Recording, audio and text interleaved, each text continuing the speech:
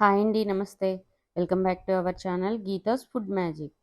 ఇవాల్టి రెసిపీగా మనము చాలా తక్కువ టైంలో ప్రిపేర్ చేసుకోగలిగే సేమియా ఉప్మాని ఎలా తయారు చేయాలో ఇప్పుడు చూద్దాము.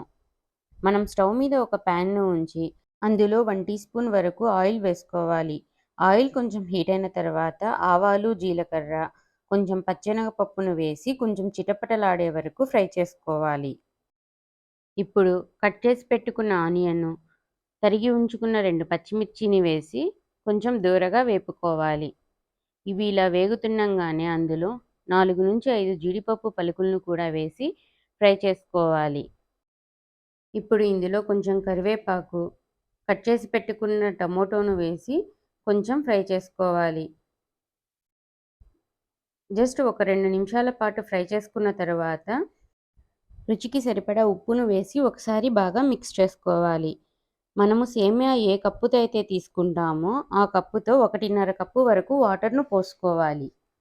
ఈ వాటర్ బాగా కొంచెం తెరిలిన తరువాత ఒకసారి సాల్ట్‌ను చెక్ చేసుకొని వేసుకోవాలి.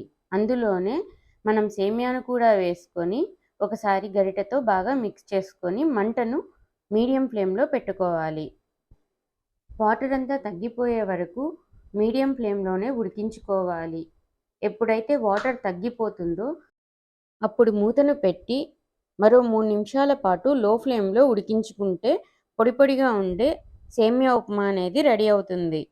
మీకు గనుక ఈ వీడియో నచ్చినట్టయితే ప్లీజ్ లైక్ చేయండి, షేర్ చేయండి, సబ్స్క్రైబ్ చేయండి. పక్కనే ఉన్న బెల్ ఐకాన్‌ని ప్రెస్ చేయండి.